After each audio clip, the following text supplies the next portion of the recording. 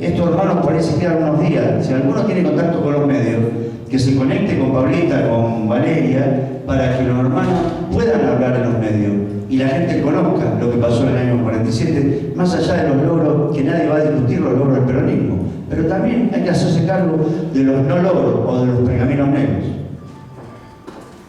Sí, yo quería agradecerle la mención a Chocobar, porque era algo que quería traer también en el sentido de que, así como se mencionó el tema del genocidio, lo solemos asociar con la conquista, con Roma y con Mitre, recordar, ¿no?, que en este momento, bueno, así como se habló del oro y la plata, en este momento hay otro fetiche, que es la soja, la minería, el petróleo, son los agrotóxicos, que son lo que hace que avancen en este momento estas fuerzas que son como aplanadoras, que son las fuerzas económicas. Nosotros tal vez en este momento no tenemos un ejército que avanza sobre los pilaganos, no tenemos un ejército que avanza sobre las comunidades. A veces está la policía, están las fuerzas armadas que toman partido, pero el tema son las fuerzas económicas, hoy en día sobre todo la violencia económica. Entonces, lo relacionaba con tantos otros casos que están impunes hasta el día de hoy, como el de Cristian Ferreira en Santiago del Estero.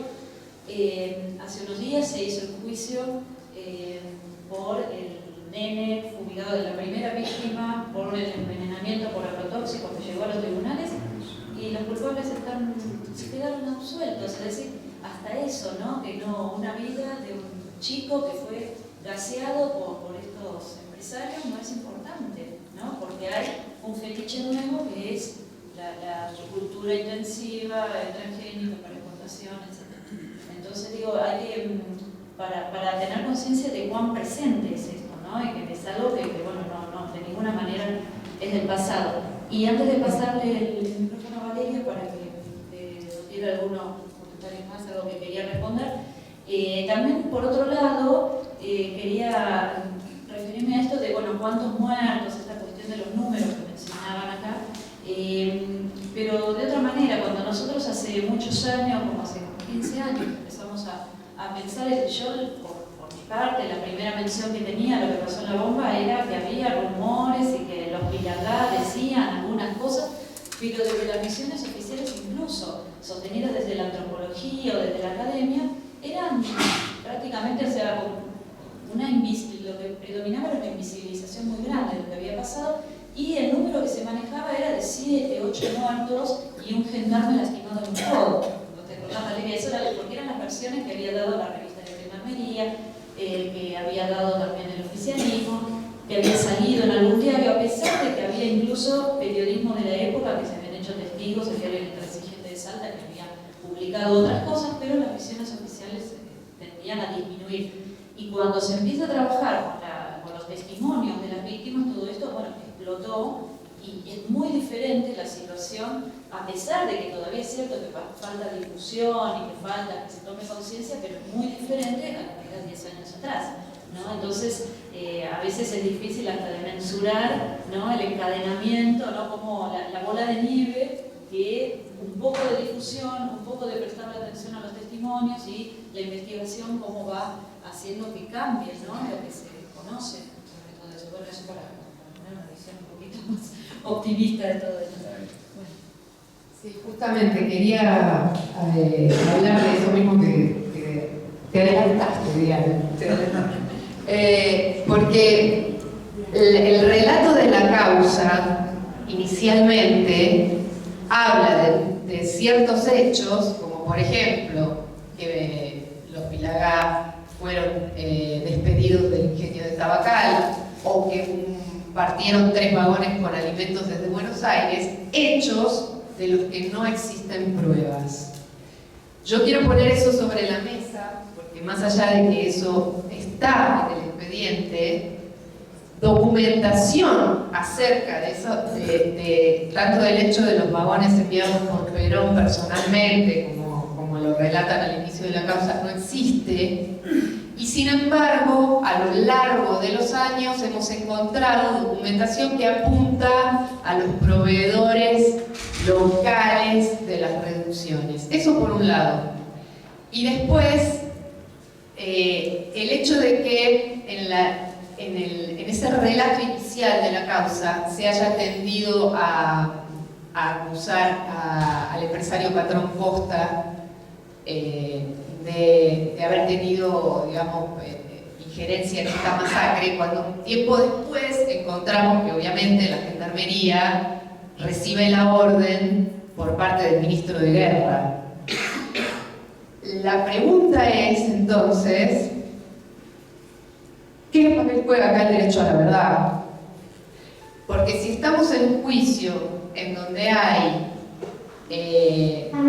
digamos, hay una forma de orientar el relato de la causa para silenciar la participación del gobierno de la época, para silenciar digamos, la responsabilidad de los ministros, tanto del ministro de Guerra, que queda a cargo de la Gendarmería por orden del Ejecutivo, ya que la Gendarmería estaba bajo las órdenes de Borlenghi y se necesitaba, por orden del Ejecutivo, trasladarla al Ministerio de Guerra, que es quien va a dar la orden tanto para la represión como para la salida del avión desde Buenos Aires.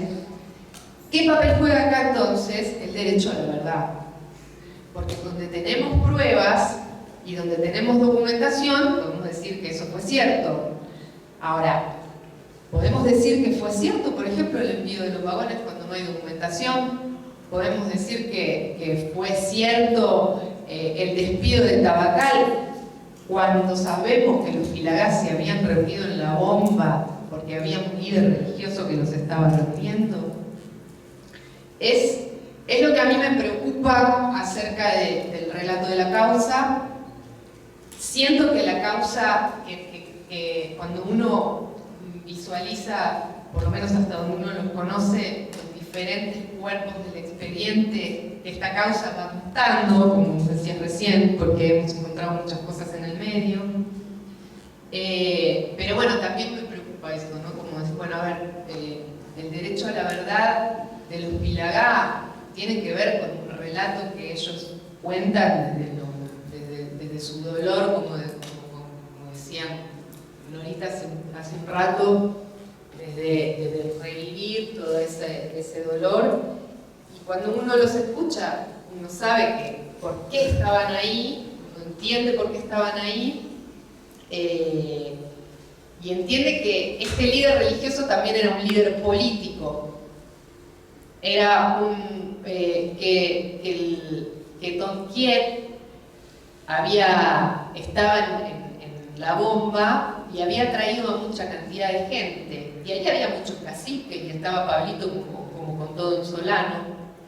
Y había un movimiento religioso y político que era visto con recelo por el Estado y que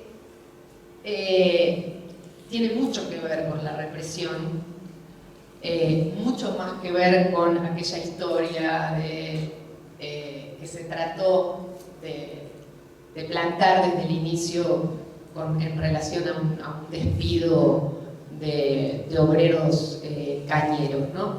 Este es un tema que a mí me obsesiona un poco, por eso yo también a lo largo de estos años cumplí con una promesa que le había hecho a Solano y a Salvoé, que hoy ya no está, de haber escrito este libro, porque y tratar de dejar claro todos estos detalles. Y la promesa tenía que ver con contar la historia que ellos me habían contado. Eran 140 horas filmadas, esas 140 horas no podían estar en una película, y con el tiempo se convirtieron en un libro que era lo que podíamos hacer, no podíamos hacer una película de 140 horas. Y en esas 140 horas no hubo una sola persona que no dijo que se habían trasladado a la bomba porque existía Tonquier, su nombre castellano era Luciano, y que era un líder religioso y que estaban ahí por eso. Eso todavía me sigue preocupando, por eso pongo sobre la mesa el derecho a la verdad, más allá de este juicio que ha ido avanzando lentamente, pero avanzando con el esfuerzo de mucha gente. Los testigos, sus hijos, sus nietos y también todos ustedes que han estado trabajando, pero me sigue preocupando que poder debatir acerca del origen de todo esto, de las verdaderas razones, de la documentación que se encontró y qué nos está diciendo esa documentación. Yo repartí unos volantitos ahí donde se puede ver la fotocopia del documento secreto y reservado que envía el ministro de Guerra al ministro Borlenghi, en donde se relata cómo se envió el avión desde Buenos Aires y cómo ocurrió una ejecución de 14 personas. Y quería hacer circular este documento también, aunque sea en fotocopia. En el libro está escaneado, se ve mejor, pero bueno, quise traerlo hoy en fotocopias acá porque es documentación, está en los archivos y no hay duda de que eso sucedió, porque aparte están todos los sellos y todas las firmas de los responsables, ¿no? Mi preocupación sigue siendo esa.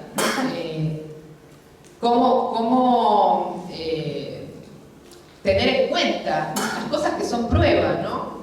Lo que es fehaciente y qué peso tiene eso puesto en la balanza cuando uno lo pone en contraste con el relato de una causa que fue escrita por 2 abogados que hoy tienen cargos políticos en la provincia del Chaco desde hace años y que sabemos por qué escribieron la causa de esa manera, por qué la relataron de esa manera y qué intereses tenían en silenciar cuestiones que hoy siguen silenciadas. Entonces,